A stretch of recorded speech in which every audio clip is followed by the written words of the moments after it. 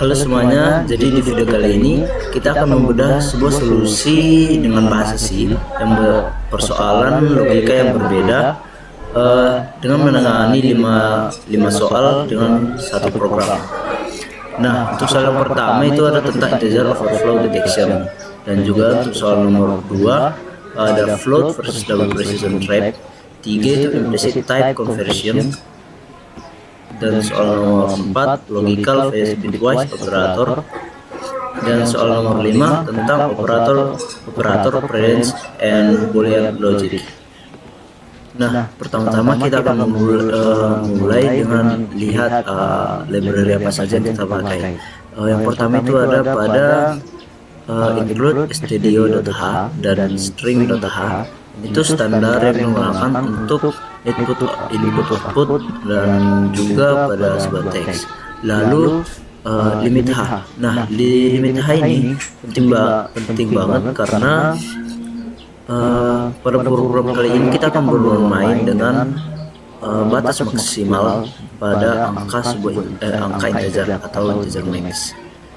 Lalu ada juga library math.h. Nah, ini tuh fungsinya matematika seperti verbs atau nilai mutlak. Nilai mutlak itu yaitu tidak akan negatif, tidak boleh negatif. Nah, lalu selanjutnya di dalam integer main, sebelumnya untuk memulai sebuah program teman-teman, kita harus menggunakan integer main untuk pada sebuah program dulu agar ini karena inilah kepala dari sebuah program agar bisa berjalan. Nah, di dalam main kita siapkan variabel kode soal untuk membaca input string, lalu variabel ABC, dan untuk bilangan pecahan kita akan menggunakan X dan Y. Nah, untuk soal yang pertama, program ini akan membaca kode soal dulu kalau nanti kita input soal 1 sesuai dengan apa yang kita masukkan di sini. Lalu kita akan masuk ke logika pengecekan overflow. Nah, pada baris 14 ini atau scanf kita baca 2 angka integer yaitu A dan B. Baru pada baris selanjutnya di sini bagian ini adalah kuncinya karena kita ingin menjumlahkan A dan B. Tapi kita harus cek apakah hasil dari A dan plus B ini melebihi kapasitas dari memori integer. Kalau misalnya kenapa integer max mulai dari integer, kenapa? Karena jika if A lebih besar dari 0 dan B lebih besar dari 0 dan A lebih besar dari integer max dikurang B. Kenapa integer max dikurang B? Karena kalau kita tulis A tambah B lebih besar dari integer max, komputer akan error karena sebelum dicek akan error sebelum dicek. Jadi kita pindah ruas matematika agar aman. Nah, pada baris ke-19 ini adalah logika yang sama tapi untuk angka negatif atau underflow. Jika terdeteksi overflow akan tercetak peringatan yaitu overflow. Jika aman baru tercetak hasil penjumlahannya tadi. Nah, untuk soal nomor 2 di sini akan tentang ketelitian angka desimal. Kenapa? Karena kita akan membaca 2 angka desimal ke variabel xd dan yd yang bertipe double atau presisinya itu sangat tinggi.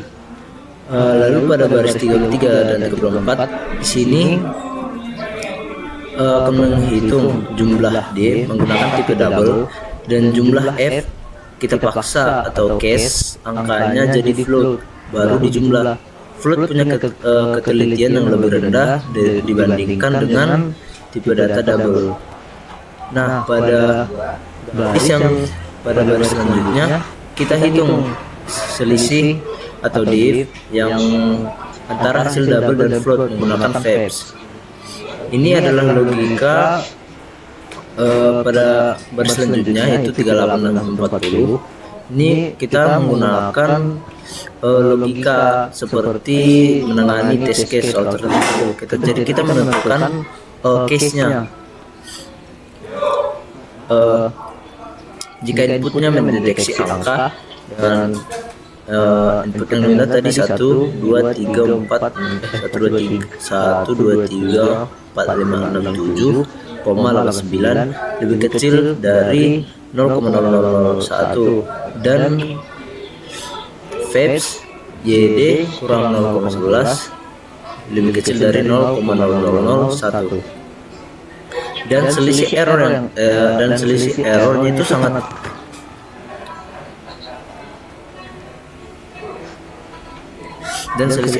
sangat kecil. Program memaksa nilai div menjadi 0,01565. Ini menunjukkan bahwa dalam floating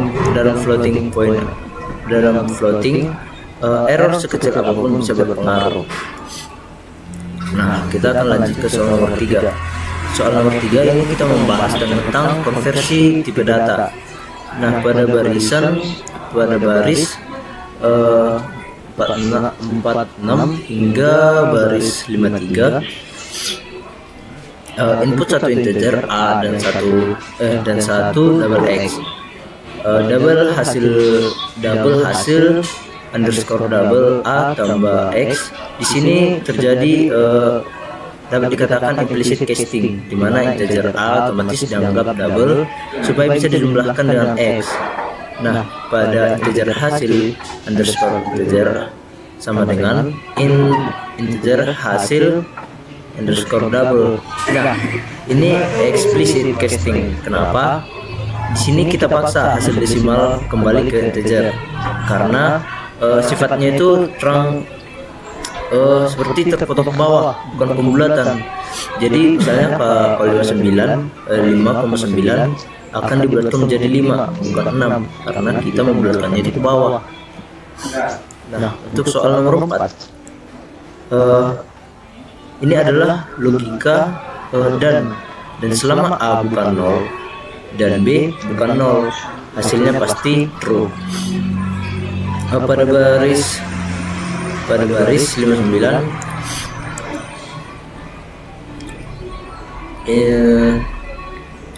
komputer akan membedah angka ke dalam biner 0 dan 1 lalu mengoperasikannya per bit. Contohnya, jika kita masukkan a sama dengan 1, itu akan dibaca menjadi 0, 1, dan b sama dengan 2 akan dibaca dengan 1, 0.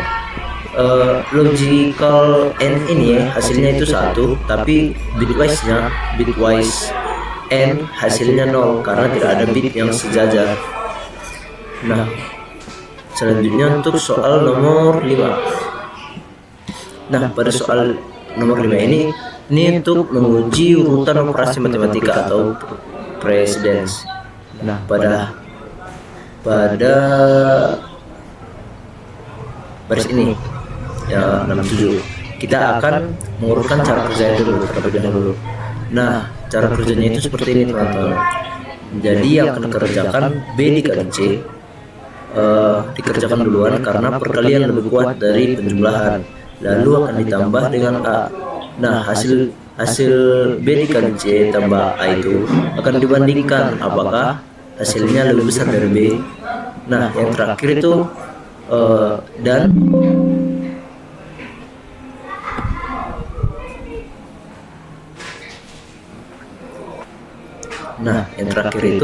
dan C dikurang A. Nah, di C pengurangan C di bahasa C, hasil pengurangan C dikurang A akan dianggap true jika nilainya bukan 0 dan dianggap false jika nilainya 0. Nah, pada baris ini akan mengoutputkan jika hasilnya tadi bukan 0 akan menggunakan true, kalau hasilnya tadi false jika hasilnya tadi 0 akan mengoutputkan false. Nah, kita akan coba ngerun si program ini dengan soal yang ada, contoh modul yang ada. Nah, untuk soal pertama kita akan disuruh menginput, yaitu menginput 214748324 dan juru output kedua kita akan masukkan 1. Jadi output yang diharapkan itu adalah overflow. Kita akan coba merun. Nah, sebelum merun program kita harus mengompilnya dulu teman-teman. Jadi kita akan mengcompile programnya dengan GCC, lalu menggunakan file, baru info, lalu kita akan menentukan variabel yang akan kita gunakan untuk merun. Jadi sini saya akan menggunakan box, lalu kita run dengan fix string box. Di sini kita akan diminta memasukkan input soal berapa yang akan kita masukkan. Kita akan menggunakan soal 1. Input yang diminta itu tadi ada ini, lalu ditambah dengan 1. Nah, di sini outputnya sudah overflow sesuai dengan apa yang diminta oleh si soal yang pertama. Nah, untuk soal yang kedua, di sini program itu sangat sulit teman-teman. Jadi pengerjaannya itu cukup lama pada soal nomor 2 ini.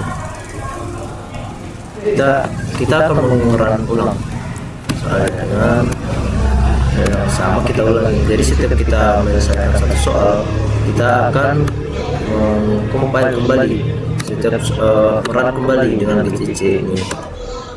Kita akan ulangi soal nomor 2, masukkan kode soal 2, lalu program akan berjalan ke soal 2. Baru kita akan masukkan input, yaitu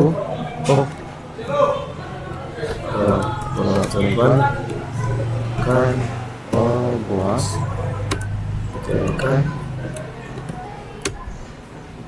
input soal 2. Inputnya 12367,9. Input yang kedua itu adalah 0,11. Sini itu adalah 0,15625.